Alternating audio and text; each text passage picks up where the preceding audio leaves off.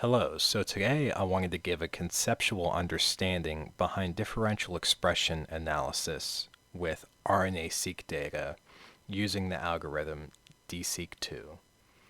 So in RNA-seq, you typically have this pool of RNAs which you can get from lysing a cell.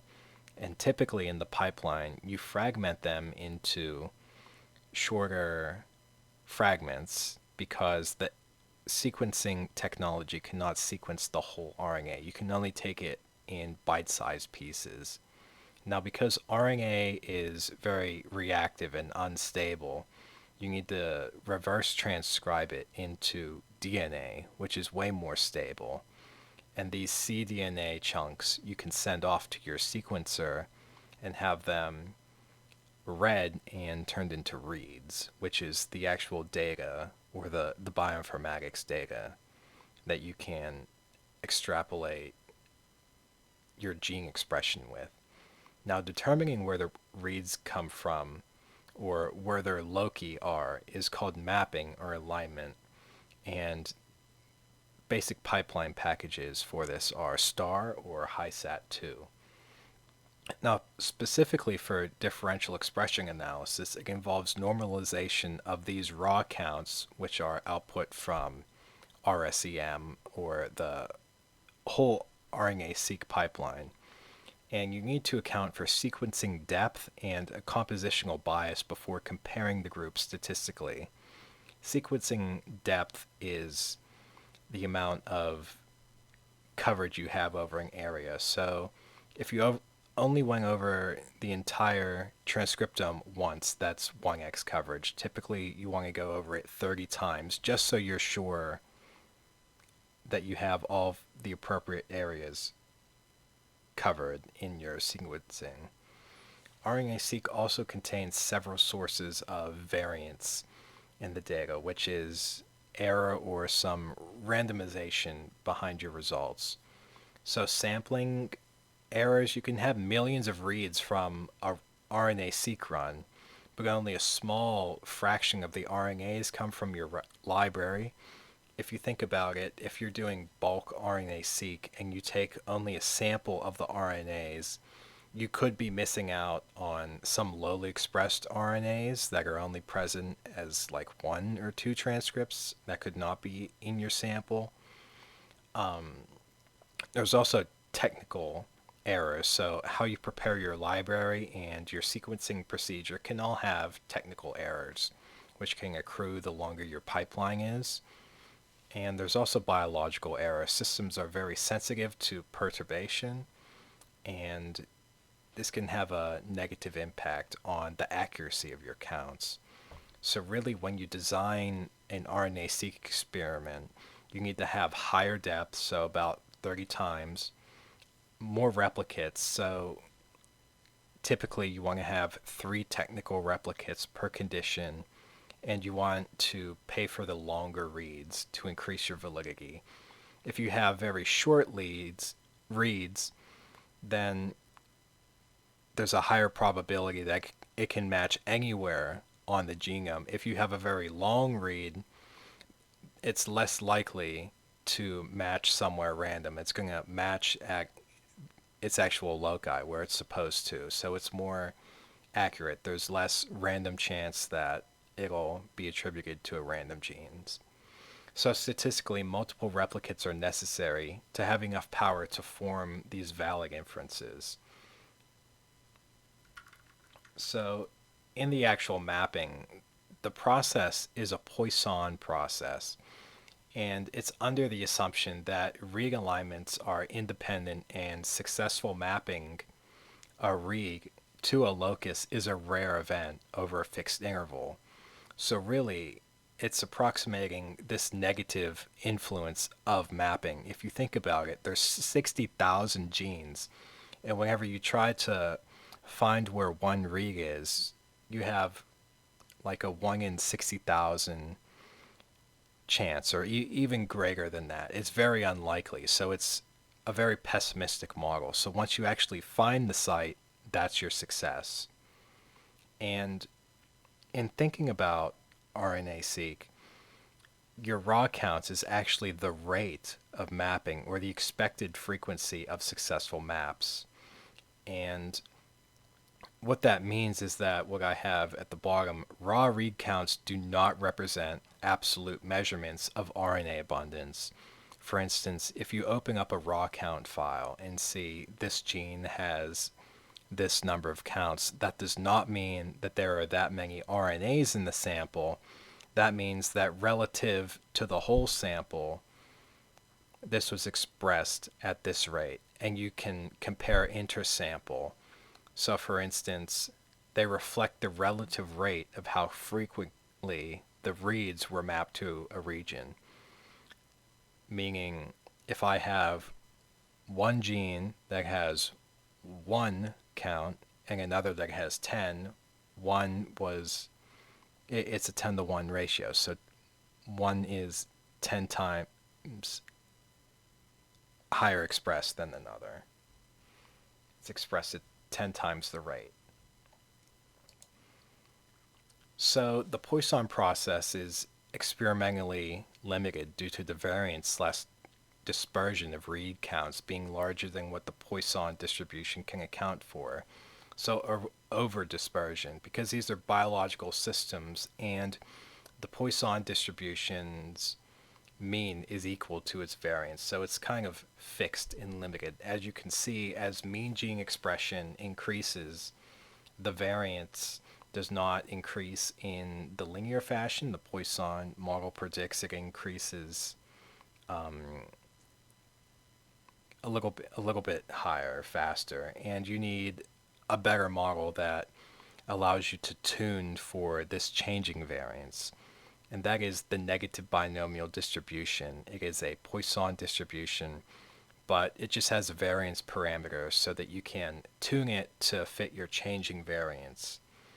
So you have a standard binomial model where the number of successes until a failure is modeled. It's a positive model, for instance. The negative binomial is like the Poisson in the sense that it's pessimistic. It does the opposite of your standard binomial model. It models failures until you get a success. So every mapping attempt is a Bernoulli trial, and the expectation is that it will most likely be a failure. The read won't map to that area, so you keep going and going and going until you get that success. It's a Poisson process, but it allows you to model that variance from changing gene expression levels. The negative binomial is also influenced by the gamma distribution, which is a chi-squared model to model the uncertainty which is expected in counts between replicates. So really, it's a way better approximation of the variance in the data than the Poisson distribution. And mathematically, this is accomplished because variance equals the mean plus a dispersion factor times the mean squared. So really, this is what you're trying to approximate, this dispersion factor. If you run DESeq in R, it will say estimating dispersion factor. So this is the factor it's estimating. And if it's 0, you're in luck because it turns into a Poisson distribution. Because as I just showed, the Poisson distribution's mean is equal to its variance. And that happens when it's 0, or it approaches 0. However, in the negative binomial distribution, you can input your mean of your gene as well as this dispersion factor, which is a gene-specific dispersion parameter. Now, the mean is actually normalized by a size factor to account for the difference in library size / sequencing depth. So kind of like TPM in a sense. And this is why whenever you use DESeq, you can only input raw counts into DESeq. Never use TPM, FPKM, RPKM. Leave those to looking at technical replicate quality or microarrays.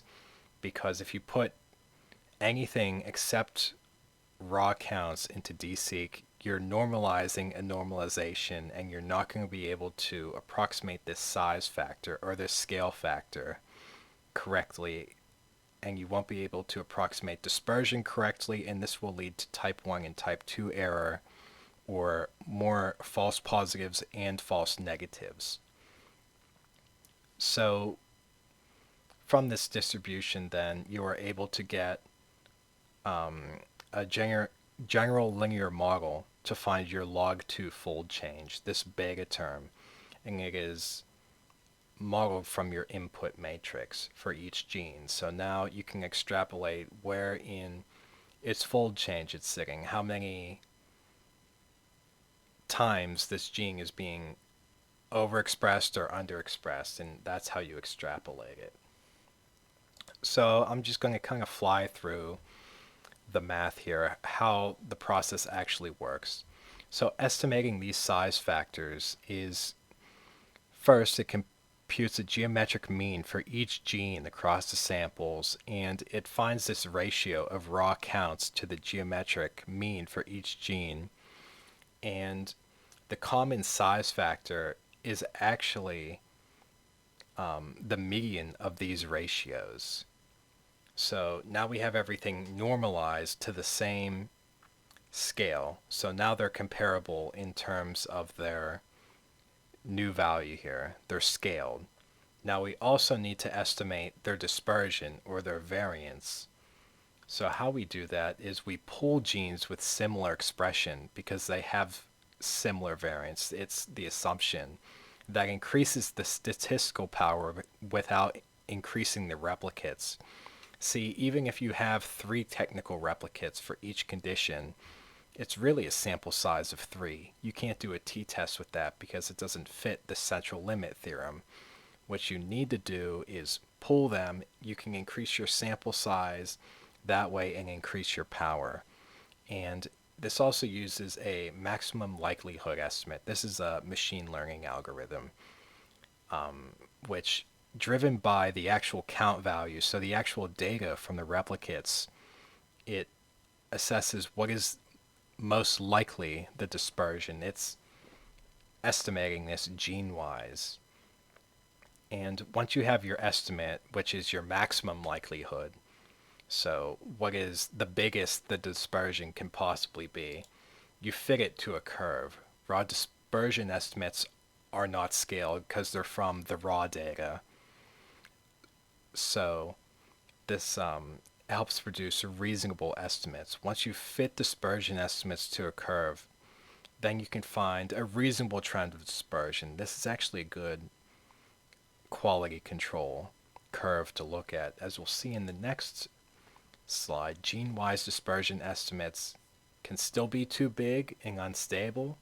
So it's actually using a Bayesian theorem, Bayes method, to actually shrink the dispersion estimates towards the trend line. And shrinkage actually helps reduce type 1 error because genes with low dispersion are rewarded and genes with high dispersion are penalized. So as you can see here, these genes with low dispersion, so there's not a lot of variance between what their counts, their average counts, they're actually benefiting, and they're fitting the curve better. They're less penalized by how they're being placed, so they'll be more statistically likely to be significantly differentially expressed. However, you have these genes which could be somewhat lowly expressed or have a lot of dispersion or variance between their mean counts. These are most likely link RNAs and lowly expressed things. It's very hard to find these statistically changed. You don't want to elevate these because the data is not really there to make an assumption. So shrinkage actually helps lower your dispersion and reduce your type 1 error for false positives. And this is what I was talking about, is looking at the fit of your dispersion estimate as a quality control measure. So if your data is noisy and there's no real relationship between mean of normalized counts and dispersion, your line isn't going to fit very well, and you're going to have to go back to the drawing board. So then we can fit our general linear model for each gene. So you can use these estimated parameters in your negative binomial to find the beta, and this is your log fold change between positions. As you can see from the previous slide, if you don't use shrinkage and you leave variance how it is,